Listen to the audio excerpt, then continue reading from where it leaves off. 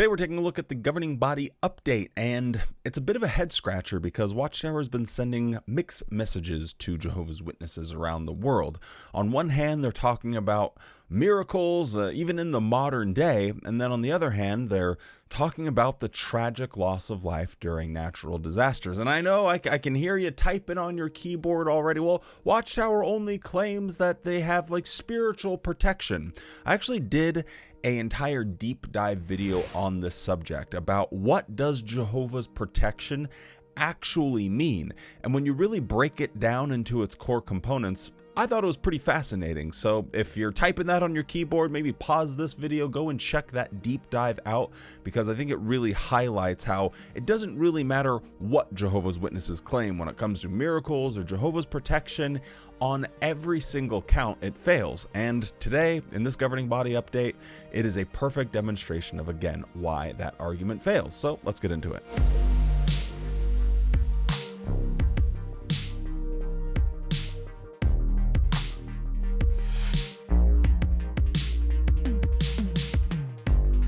Hello and welcome back to the JW Thoughts channel. My name is Wally, and today we're looking at the governing body update. But quickly before we get into it, don't forget to drop a like on the video. I know I keep saying it over and over again, but I'll continue to, because that's what you have to do over here on the YouTube. So please drop a like on the video. It makes a massive difference in how the video performs in the YouTube algorithm.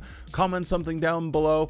Tell me you like my shirt. Tell me you think I'm ugly. I don't really care. Say something. Say hi. It's all good. Anyway, with all of that crappy stuff out of the way, let's go right into this. Since our last report, 9 Eternal Happiness International Conventions were held in Douala, Cameroon, Bucharest, Romania, Curitiba, Brazil, St. John's, Canada, Warsaw, Poland, Stockholm, Sweden, Kaohsiung, Taiwan, Panama City, Panama, and Porto, Portugal. Over 32,000 delegates came from 77 countries to support these conventions. The combined peak attendance was over 251,000, and 2,440 were baptized.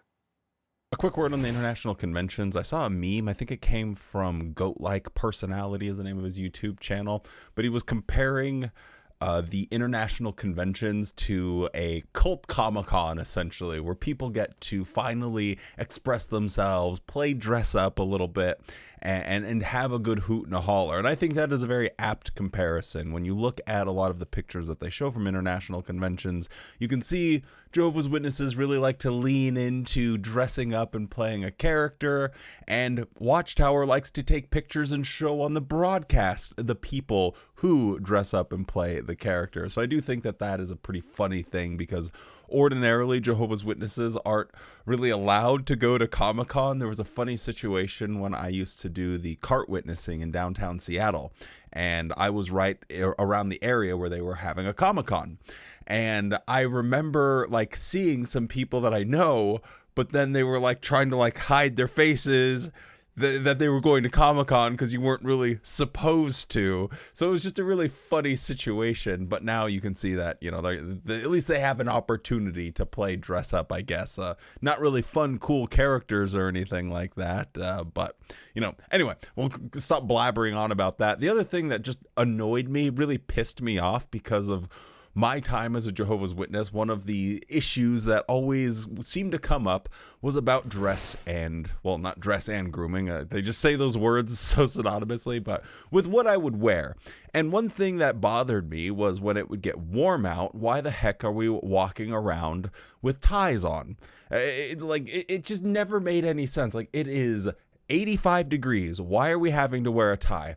And at the International Convention in 2014, one of the things, because it was very, very hot in the Husky Stadium, it's an open air stadium, one of the things that was talked about, you know, amongst a lot of the attendants was whether or not it was okay to take your tie off. And the consensus instruction that we were getting from the leadership was, no, you have to keep your tie on. Like, we would prefer if you kept your jacket on as well if you're an attendant, but if it gets too hot or if you have a certain assignment, you're allowed to take your jacket off, but keep your tie on. Now look here at this little zoom in of Jelking Jedley over here. He's given a talk with no tie on.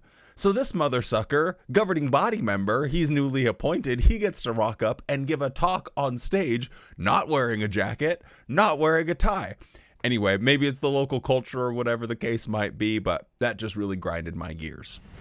Now, after talking about that, trauma has a weird way of just doing its own thing. Trauma has a mind of its own. You know, you just gotta you deal with it, you cope with it in a lot of fascinating ways. But I guess I didn't really remember it, or I haven't really thought about this in probably 15 years. But looking at, who's this guy? Is this Gage Flegel? It's Gage Flegel. Looking at his outfit, I remember how I used to be harassed by circuit overseers and elders, and them insisting that I had to wear a suit, matching pants, matching tie every time I gave a part at the meeting. Hey, if you're not giving a part, it's totally fine, but at least while you're on stage, could you just put on it? Wally, we know you got like 10 suits. Can you just slap one of them? And they were tired. You could tell they were exhausted of having to give me the same counsel over and over again, and me not listening over and over again because it functionally made no sense. This super grinds my gears. Now this guy, you will know this, we won't call him a guy. Jody Jedley gets to be a mother sucker. This mother sucker too. He gets to wear his plaid jacket and black pants. He's not wearing a suit, and he gets to perform a part. Why for years was I constantly being pulled into the back room with their stupid kangaroo courts and nonsense just so I could kindly ignore their advice and be like, well, I guess we'll see you next time you come around, Mr. Circuit Overseer. I'm not going to listen to this. It is absurd to think that the fabric on my pants has to match the fabric on my arms. That is a stupid rule to have, and I disagree wholeheartedly. Anyway, that felt kind of fun to just to rant about that, but this next section that we're going to talk about isn't so much fun. Now we'd like to update you on the situation in Venezuela. As previously announced on JW.org, 2 major earthquakes struck just seconds apart on June 24th, 2026. The larger quake had a magnitude of 7.5, the strongest to hit Venezuela since 1900. Tragically, 46 of our brothers and sisters died. 35 more were injured, and 807 were displaced. Hundreds of homes and kingdom halls were either damaged or destroyed. Can you imagine enduring such a trial? Our heart aches for those suffering from this tragedy. I hope this point or this line of reasoning that I'm trying to use isn't weird. And if it is, I do apologize, because I fully understand that these are moms and dads and sons and daughters and uncles and aunties. Like, this is a horrible tragedy that happened to people in Venezuela. But I was curious.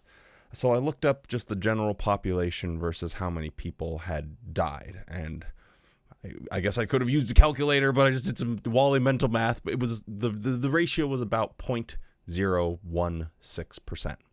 So then I looked up how many Jehovah's Witnesses there were. It's like 139,200 versus like the 48 that died, which would yield like a percentage of 0.034, I believe, which is double. And I find that odd. I find it odd that if you were a Jehovah's Witness in Venezuela, that you were twice as likely to have been killed by this earthquake. Why? I don't really know. I'm hoping that it's not as a direct result of instructions that were given to Jehovah's Witnesses or anything like that. I know there's been times where that's happened in the past, where they got bad direction that they received from the branch office and followed that, and people didn't make it. But just holding that idea in your mind, this is something that was brought up, or not specifically, but this is something that I came across in the latest Watchtower magazine, and I didn't talk about it at the time because honestly, there's not a whole lot to talk about. It was pretty boring, but in this context, I think it's at least worth mentioning. So this is an article entitled Treasure Your Share in Modern Day Miracles. And in paragraph 2, it defines miracles. A miracle can be defined as something that is beyond the ability of man to accomplish or even to understand fully. It is something that Jehovah brings about by his power. In this article, we will examine 3 miracles that Jehovah is accomplishing within his organization today. We can call them miracles because only Jehovah is able to cause them to happen. In each case, we will see how we can be fellow workers with Jehovah as he performs these miracles. And then they go and talk about like their growth within the organization. And now that's a miracle, even though my biggest contention with them claiming that their growth is a miracle is like, well, it would be a miracle if you didn't preach. If you never said anything publicly, if your whole identity wasn't as the door knockers or the corner standers with your carts, maybe we could have a conversation like, well, that's actually pretty surprising. But when you are actively involved in a worldwide recruitment campaign and you happen to recruit some people, that's not a miracle, that's a result. But I'm just curious how a Jehovah's Witness can think about this. So here, the organization is saying, no, through Jehovah's power today, he is manipulating and controlling things that are beyond our comprehension to get the job done, to do things that wouldn't be possible without him. That is how they are defining it. Why, if that's the case, if Jehovah is actively using his power to help the organization, why were Jehovah's Witnesses in Venezuela twice as likely to die from this earthquake than just the general population? That in that context, it seems like a real statistical anomaly, if you will. And again, there are 1,000 variables that you'd have to factor in to make like a really, really strong case for this. But just as a general concept, is just kind of something that's bouncing around like a ping pong ball in my brain. I just find it really odd that in a Watchtower, they would also say something like this: the growth, unity, and love that we experience in our organization prove that Jehovah is performing miracles in our time. So they make it a definitive, factual, evidence-based statement that it is a fact that God is performing miracles. So how are we going to sort of make this make sense in the context of what happened in Venezuela? And again, I understand the apologetic that most Jehovah's Witnesses make. Well, they can't protect everyone. You can't manipulate certain time, and unforeseen occurrences befall us all.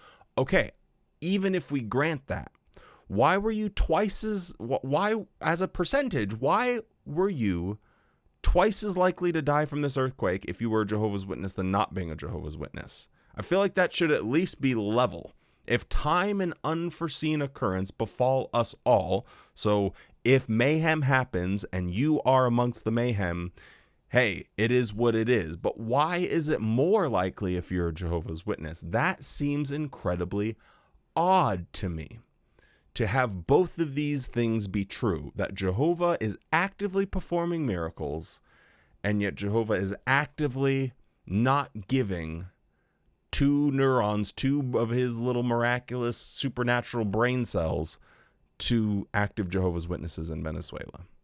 It's very strange. Within just 48 hours of the quakes, 2 disaster relief committees were appointed, and 5 branch committee members visited the area to shepherd the affected families.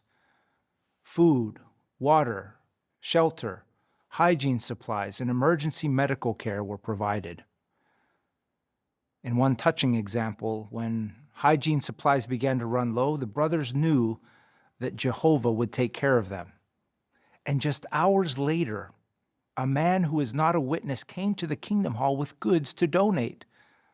Relatives had told him, Look for Jehovah's Witnesses. They're well organized and will make sure your donation reaches those who truly need it. The man donated about 50 hygiene kits, the very items that were urgently needed. Now, this actually pissed me off because of what has been explained to me that happened during the pandemic. So I wasn't there, boots on the ground, didn't see it for myself. But anecdotally, from what I've heard from other people, is that the Jehovah's Witnesses had received government supplies of like food boxes and what have you. And they were received by the Jehovah's Witnesses, and they switched out the letter from that it was from the government and swapped it with one to make it seem as if it was coming from the organization, which is pretty weird, but we'll just look past that or else we'll get bogged down forever.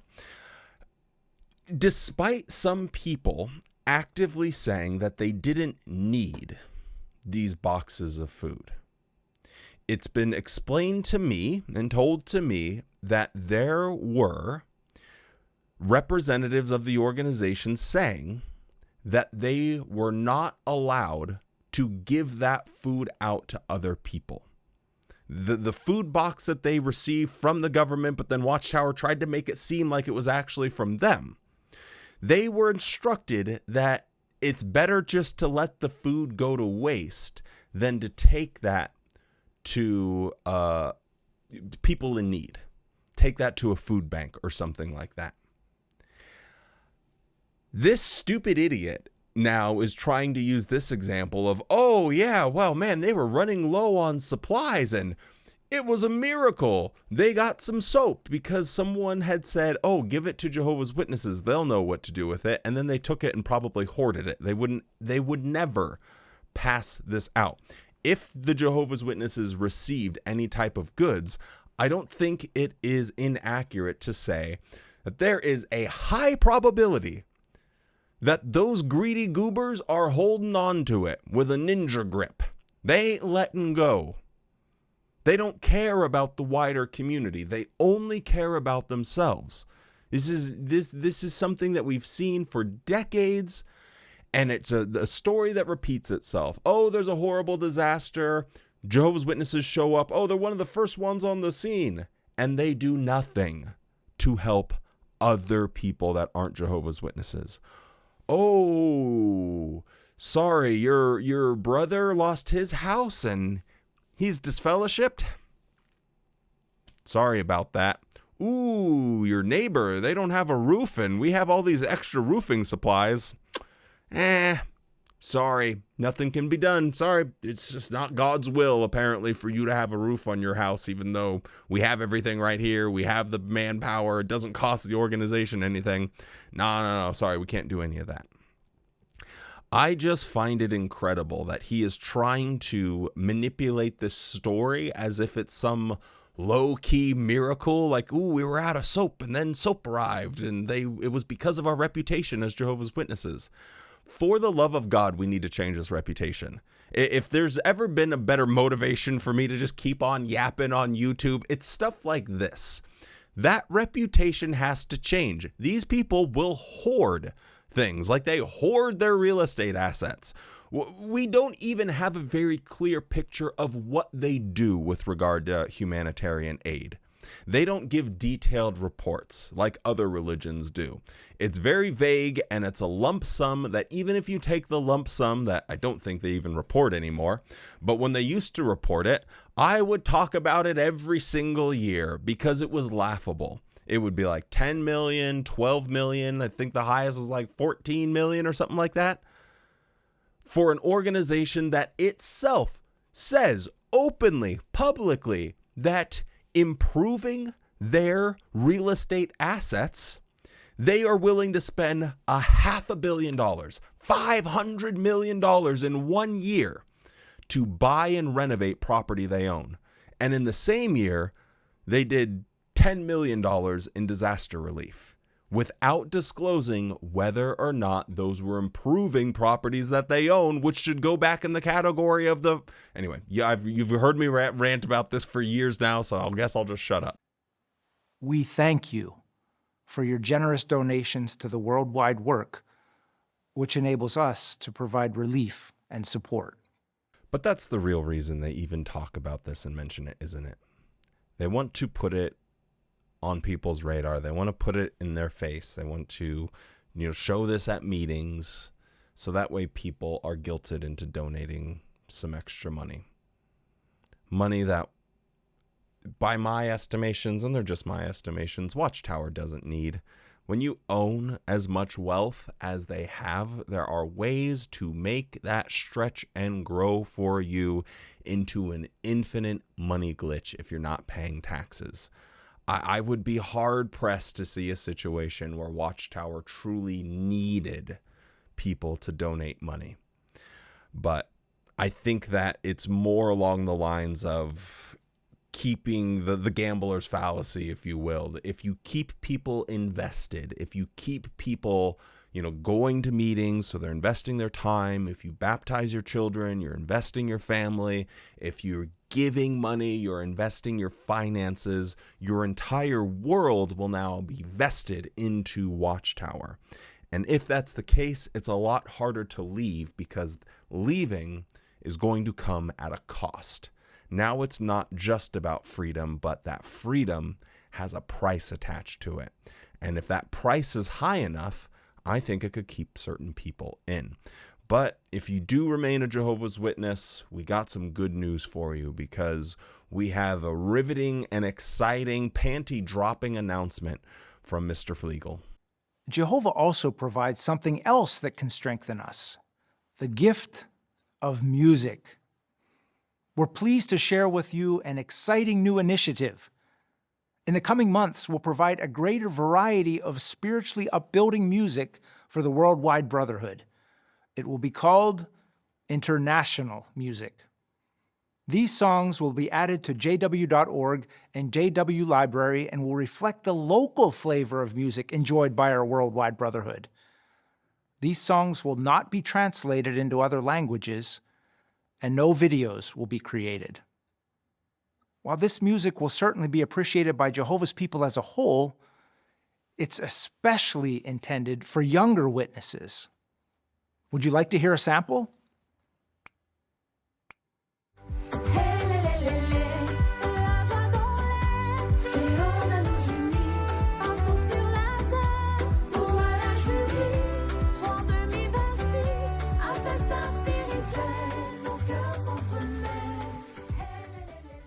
The first two songs are available now.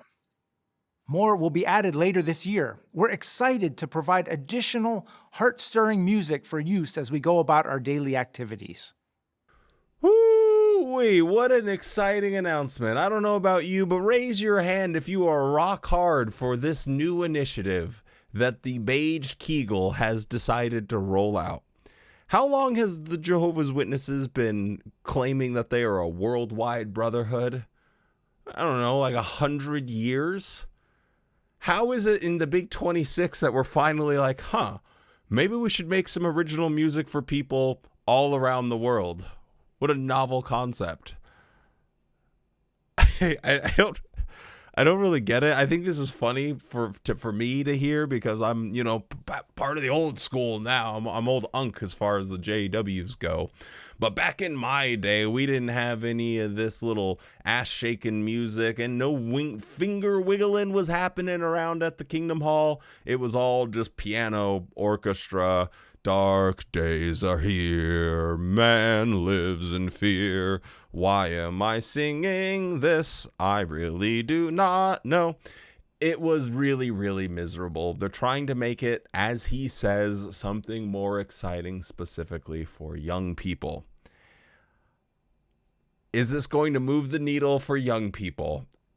I'll be honest, if I was a Jehovah's Witness back then and I could choose between listening to Lil Wayne or some international music, I'm probably listening to Wheezy. I'll keep it a buck and a stack with you. There's just, I just wouldn't. So it wouldn't have. I would have been completely immune to this sort of indoctrination. But maybe there are a few people out there that won't be. Anyway, that's about all I have to say for this governing body update video. So thank you so much for sticking around. If you haven't liked, like. If you haven't hyped, hype. With all of that being said, stay safe, be kind, and don't forget, please, please, please spend more time loving the things you love than hating the things you hate. Now go out there and have a good ass day. Yeah, I'm talking to you, that one guy that said a comment that he's in England and English people like to be sad all the time, so don't tell you to have a good day. I'm talking to your ass. Have a good day.